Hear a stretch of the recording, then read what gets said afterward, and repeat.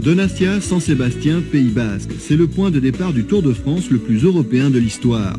Et pour commencer donc l'Espagne, le pays de l'année 1992. L'exposition universelle à Séville, les Jeux à Barcelone, le départ de la Grande Boucle à San Sébastien avec comme pour rehausser l'événement un Espagnol en jaune, Miguel Indurain.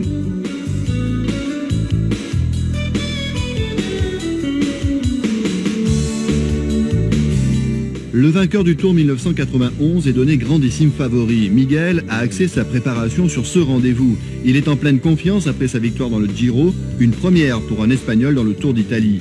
Ce coup d'envoi dans son pays, avec un prologue dans les rues de San Sébastien rempli d'une foule énorme venue l'acclamer, ne peut que le mettre sur de bons rails.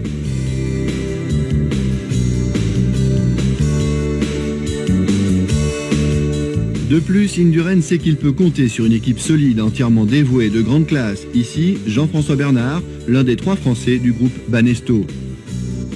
La tâche sera rude car tout le monde rêve de gagner le Tour. Eric Breking veut une revanche après la sortie misérable de son équipe l'année dernière. Claudio Chiappucci, l'attaquant italien, veut mettre le feu dans le peloton. Il est à la tête d'une équipe de grande valeur.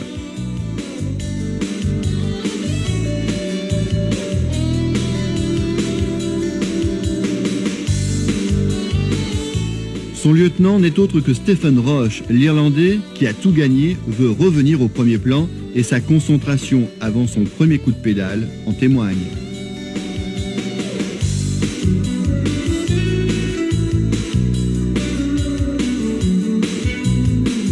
Autre équipier de luxe, Laurent Fignon, le double vainqueur du Tour, tourne la page, son équipe est italienne, il sera aux côtés de Bugno. Dans la série des anciens vainqueurs du Tour, au service de leur leader, Pedro Delgado.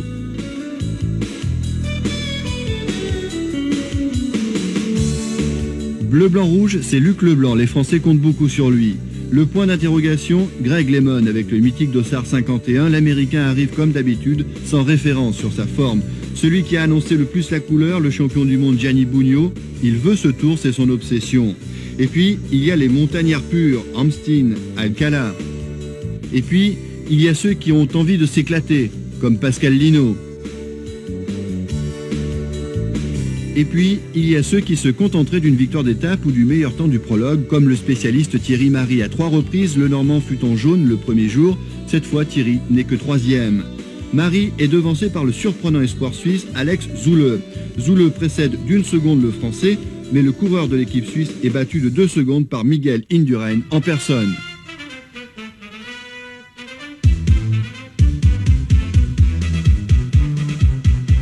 Avec le dossard numéro 1, il est bien sûr le dernier à s'élancer sur ce circuit de 8 km. Dans une ambiance de corrida supportée par des milliers de spectateurs, Miguel veut cette victoire symbolique, alors il se fait violence pour parcourir la distance en 9 minutes et 22 secondes, c'est-à-dire les 8 km couverts à plus de 51 km/h de moyenne. Miguel Indurain donne déjà un rythme fou à ce Tour 92. C'est du délire sur la ligne d'arrivée, le champion d'Espagne par chronomètre interposé vient d'avertir tous ses rivaux.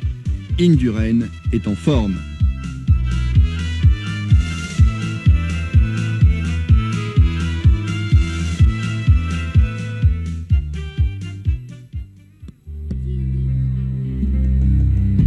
Dimanche 5 juillet, le Pays Basque est en vacances, même si le ciel est plutôt gris. Mais qu'importe, la couleur du ciel, la nuit a été chaude dans les bars à tapas derrière le port, chacun commentant la performance d'Indurain et les plus optimistes des supporters voyaient même Indurain garder son maillot jaune jusqu'aux Champs-Élysées. Mais la route est encore longue, à commencer par cette première étape, une boucle de 194 km 500 qui ramène les coureurs à San Sébastien. Le vent se lève, la pluie menace et finit même par tomber, mais le public est là, et malgré la foule, les sollicitations, Miguel Indurain reste calme, sûr de lui, imperturbable, il donne même la sensation de vouloir se faire oublier.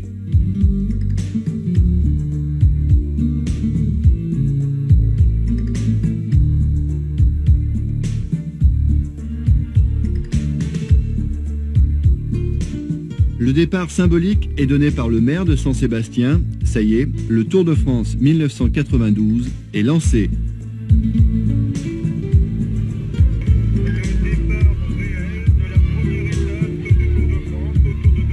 Des débuts humides pour les 198 coureurs. On notera que Declercq est le premier attaquant éphémère sorti au kilomètre 8.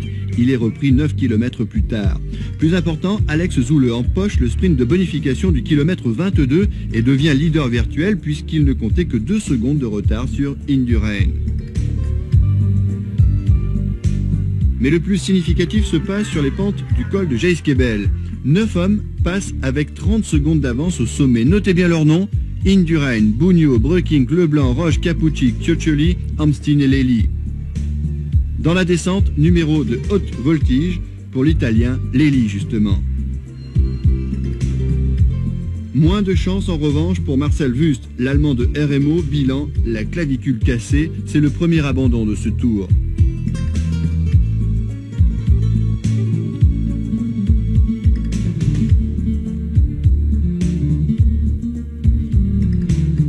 Le temps est toujours aussi maussade, mais l'envie de bouger et de se montrer est toujours très vive dans ce peloton. Pas de récupération, les attaques menacent continuellement. À 34 km de l'arrivée, 3 hommes sortent, 2 Français, Dominique Arnoux de l'équipe Castorama, Pascal Lino de RMO et l'Italien Lely, le funambule de la descente. Leur avance maximale est de 1 minute et 27 secondes à 20 km de l'arrivée. À l'entrée de Saint-Sébastien, le peloton revient très fort et un seul des fuyards y croit encore, c'est Arnoux qui démarre à 1,5 km de la ligne. Dominique tient le coup devant la meute qui fond sur lui et malgré un geste de victoire prématuré, le Français l'emporte devant Museeuw qui règle le peloton. Alex Zülle prend le maillot jaune le jour de son 24e anniversaire. Le tour part sur un sacré tempo, les Français aussi.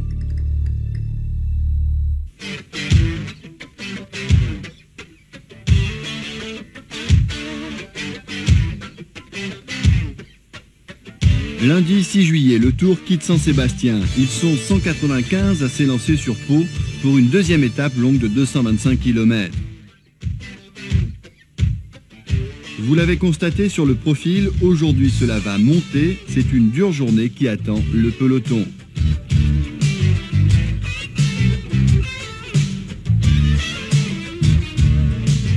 Le temps est toujours gris et humide, mais cela ne gêne en rien un jeune garçon de l'équipe RMO, le dossard 38, Richard Virenque.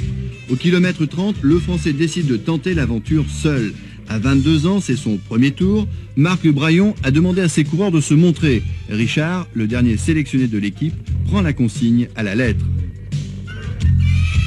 Derrière, peu ou pas de véritable réaction. 2 coureurs sortent du rang, l'Espagnol Murgalday et Dante Redze, un autre RMO. Richard Virenque n'est plus seul, il peut compter sur son copain Redze. Il reste tout de même encore 200 km avant Pau et pas mal de difficultés. C'est ce que constate Alex Zülle, calé dans un peloton encore relativement décontracté.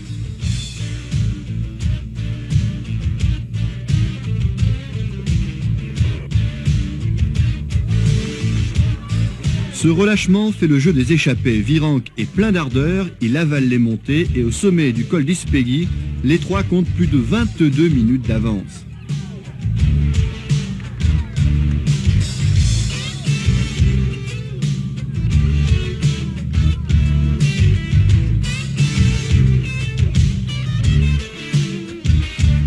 Le peloton temporise, sachant que le gros morceau du jour, c'est le col de Marie-Blanque à 50 km de Pau.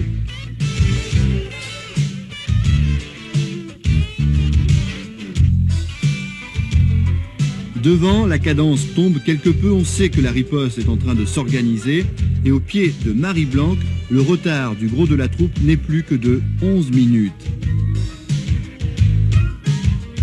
Il faut dire que ce sont les plus grands qui prennent les choses en main. Un groupe de contre royal se constitue avec Indurain, Capucci, Bugno et pour contrôler tout cela, Charlie Mottet. Un autre groupe légèrement décroché à fière allure aussi avec Roche, Amstin, Fignon, Leblanc, Coubigno et Boyer. Dante Redze capitule. Il a fait son travail.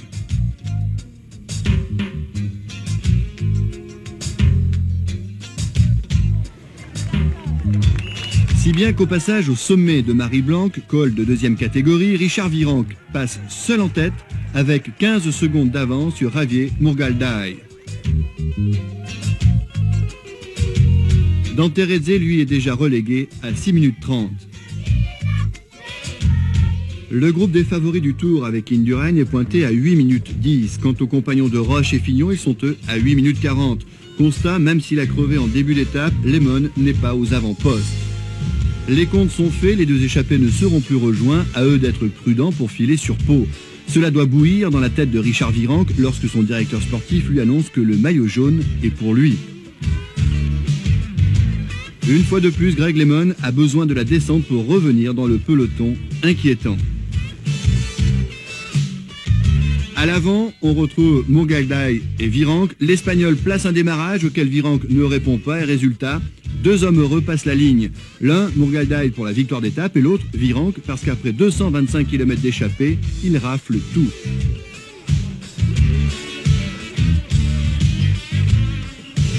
« 5 minutes 05 plus tard, Bugno prend la 3e place devant Capucci, Motet et Indurain.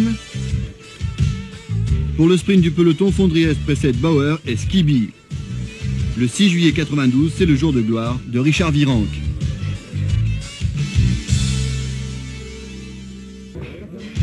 Tous les maillots sur les épaules du Français, et le voilà avec 4 minutes 34 d'avance sur Indurain. Il y avait bien des Pyrénées dans ce tour.